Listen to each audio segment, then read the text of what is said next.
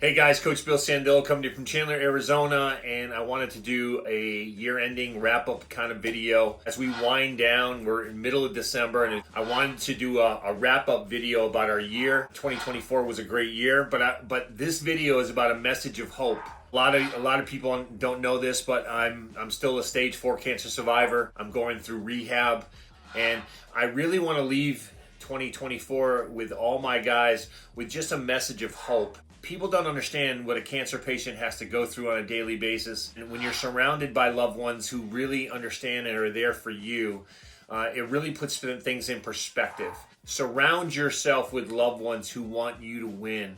This is the biggest message that I think I've learned too late. It's okay to cut people out of your lives. It's okay to get rid of family members and people that don't want to see you win. And it's amazing to me that people still want to see you lose, even though you've been through so much in your life. Those are the people that I just don't want to be around, whether it's family, whether it's friends.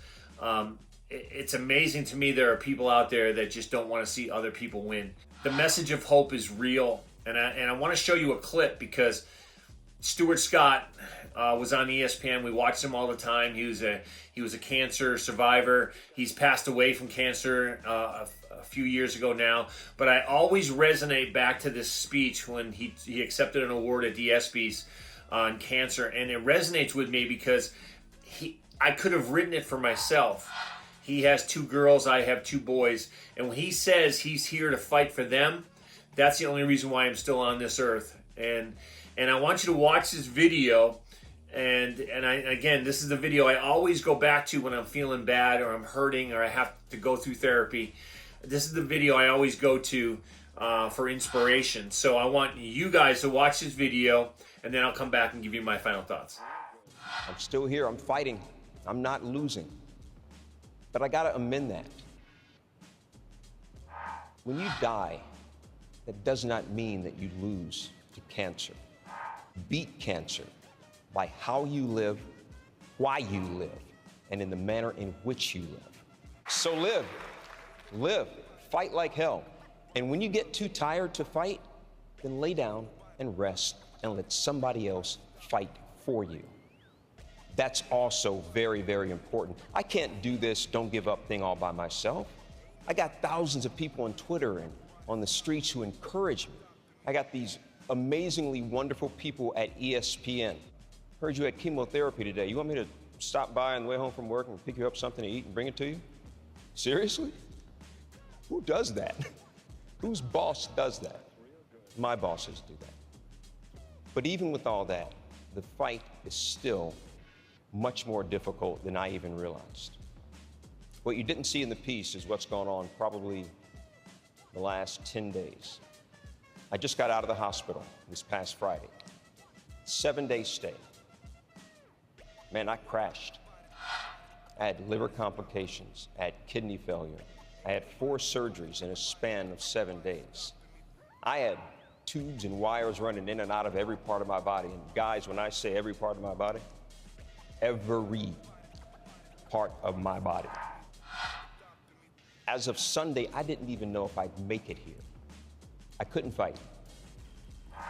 But doctors and nurses could. The people that I love, my friends and family, they could fight. My girlfriend, who slept on a very uncomfortable hospital cot by my side every night, she could fight. The people that I love did last week what they always do. They visited, they talked to me, they listened to me, they sat silent sometimes. They loved me. And that's another one of the components of the V Foundation. This whole fight, this journey thing is not a solo venture. This is something that requires support. I called my big sister Susan a few days ago. Why? I needed to cry. It was that simple. And I know that I can call her. I can call my other sister Cynthia, my brother Stephen, my mom and dad, and I can just cry. And those things are very important. I have one more necessity. Yeah, it's really 2. 2 very vibrant, intelligent, beautiful young ladies. The best thing I have ever done, the best thing I will ever do, is be a dad to Taylor and Sydney. It's true. I can't ever give up because I can't leave my daughters. Yes, sometimes I embarrass them. Sometimes they think I'm a tyrant. That's a direct quote. There is an adjective that describes tyrant too, but I'm not going to go there. Taylor and Sydney, I love you guys more than I will ever be able to express. You two are my heartbeat. I am standing on this stage here tonight because of you. My oldest daughter, Taylor, I wanted her to be here, but college sophomore, summer school, second semester, starting this week. Baby girl, I love you, but you go do you. You go do that.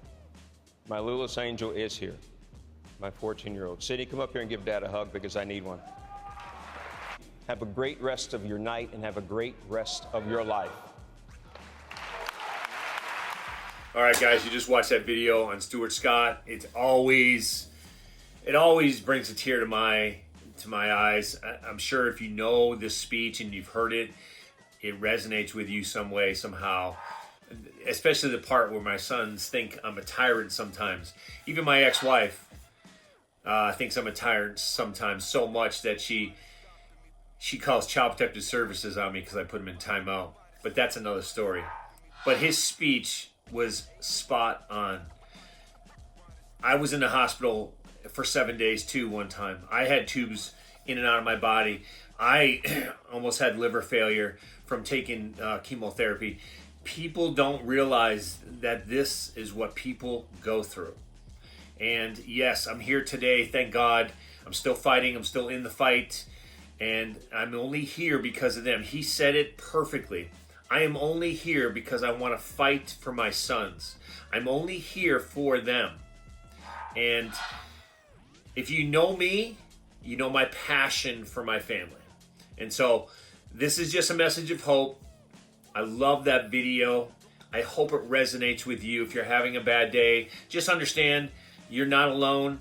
There are people willing to fight for you. Surround yourself with great people, and those people will always be there. And again, the negative people, the people that don't want to see you win, get rid of those people. Never look back, and just move on with your life and live. The message of hope is this: just live every day like it's your last day, because you just never know. Okay, guys? I love you. Thank you for your support. Have a great holiday season, and I'll talk to you again soon.